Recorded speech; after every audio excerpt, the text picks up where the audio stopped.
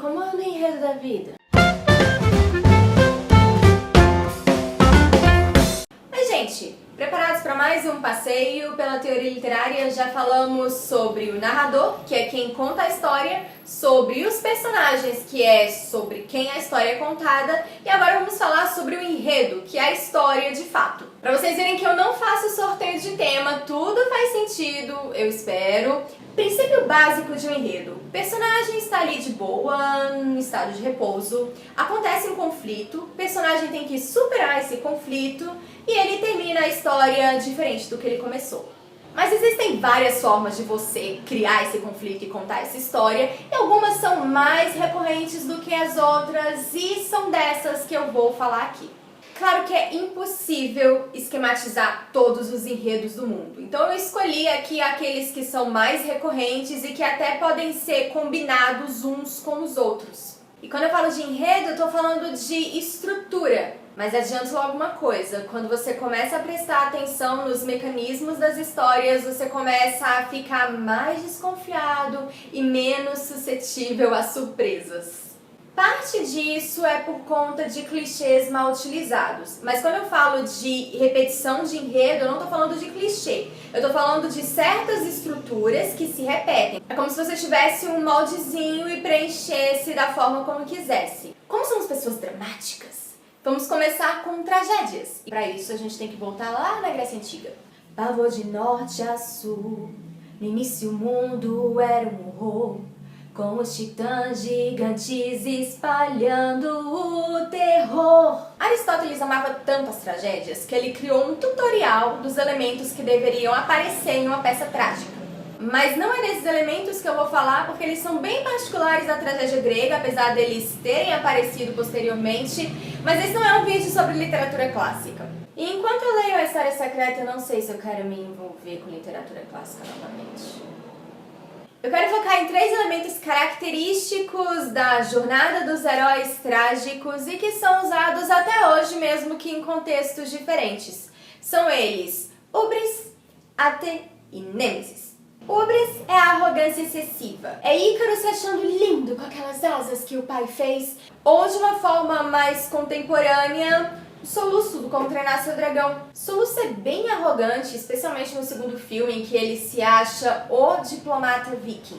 E desse excesso de arrogância vem Ate, que é uma besteira que o personagem vai fazer. Ícaro vai voar perto do sol, né? Por que não? Soluço desobedece o pai e vai tentar resolver o problema com o Drago Sangue Bravo sozinho. E daí vem Nêmesis, que é a vingança dos deuses, é o castigo. Alguma coisa muito ruim acontece por conta desse comportamento do personagem. Ícaro perde as asinhas e cai, e eu não vou falar o que acontece em Como Treinar Seu Dragão 2, porque não quero dar spoilers, só digo que é triste. Veja só, Como Treinar Seu Dragão não é uma tragédia de forma alguma, mas mesmo assim a gente encontra esses elementos. E isso acontece em outras tantas histórias. Essa sequência da arrogância levar à própria queda é algo que a gente já se acostumou a esperar nas histórias. Mas vamos sair da Grécia e vamos falar sobre o monomito, mais conhecido como a jornada do herói. Quem criou esse conceito foi o antropólogo Joseph Campbell e ele queria provar que os mitos de várias culturas diferentes, em lugares diferentes, em épocas diferentes, seguiam o mesmo padrão.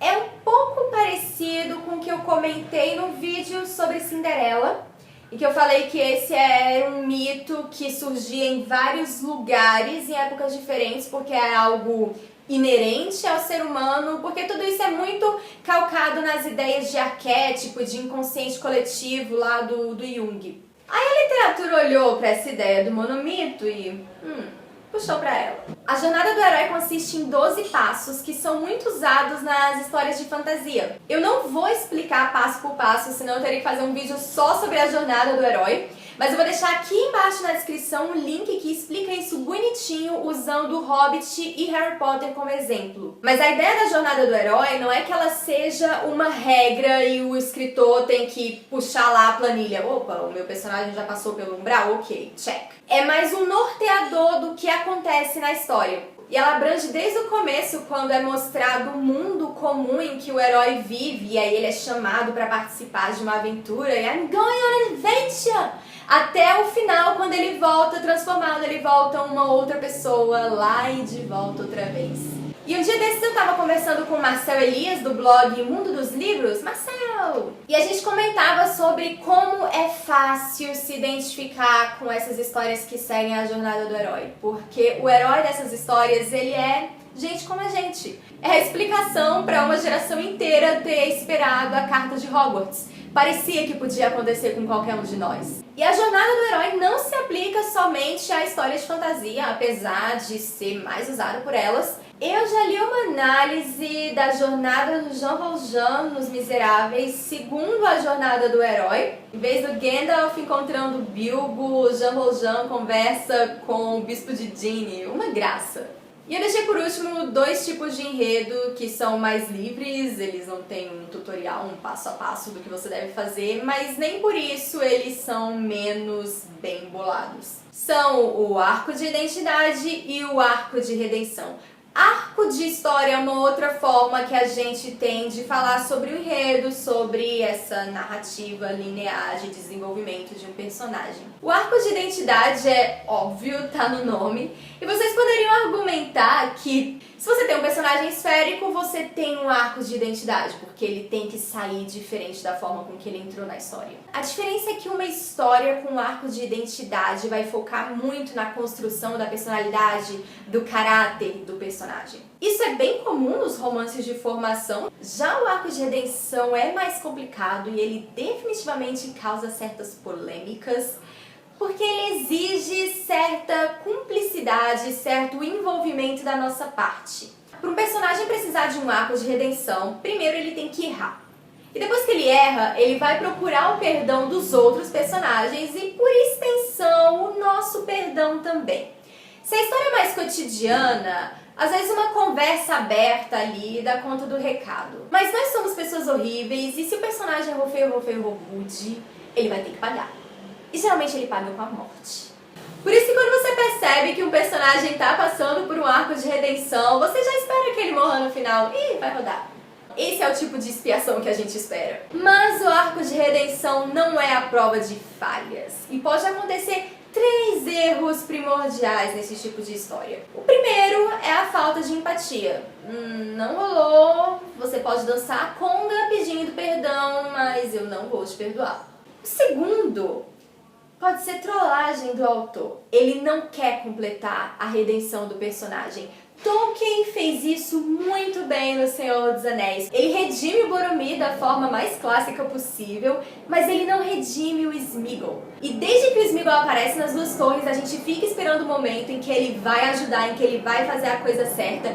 E no final ele é super importante, mas ele não ajuda de forma altruísta porque ele decidiu ser uma pessoa melhor, porque ele se arrependeu. Tolkien fez isso de forma muito deliberada, por isso que é muito bom e Sméagol é meu personagem favorito do Senhor dos Anéis. E o terceiro tipo de falha é a mais triste, que é a inabilidade do autor. É quando o autor jura que está redimindo o personagem, mas ninguém se convence. Algumas pessoas dizem que isso é o que aconteceu com o Snape em Harry Potter. A maioria dos leitores nunca gostou do Snape desde o começo. E mesmo aqueles que gostavam, não gostavam dele porque ele era um mocinho. Quando chega no final da história, Snape meio que se redime, quer dizer, ele definitivamente se redime aos olhos do Harry, tanto que o nome da criança é Alvo Severo. Mas alguns leitores não ficaram tão convencidos assim, aqui eu me incluo, e os grandes argumentos são de que o que ele fez no final não apaga o que ele tinha feito antes e que ele não reconheceu os erros dele. É complicado, são várias opiniões diferentes, vários pontos de vista, quero saber os de vocês, inclusive, e talvez seja por isso que a gente goste tanto de histórias de redenção. Bom, agora me digam quais são os tipos favoritos de histórias de vocês e onde que todos esses arcos que eu comentei, na verdade eu comentei 4, aparecem nos livros que vocês leem, nos filmes e nas séries que vocês assistem. Lembrando que nada disso daqui está dividido em caixinhas. Muitas dessas histórias, elas se sobrepõem, esses arcos podem acontecer concomitantemente. E joinha, porque eu estou sempre tentando me redimir pela falta de vídeos e espero a minha carta de Hogwarts até hoje, arcos concomitantes. E tchau, tchau, até o próximo vídeo.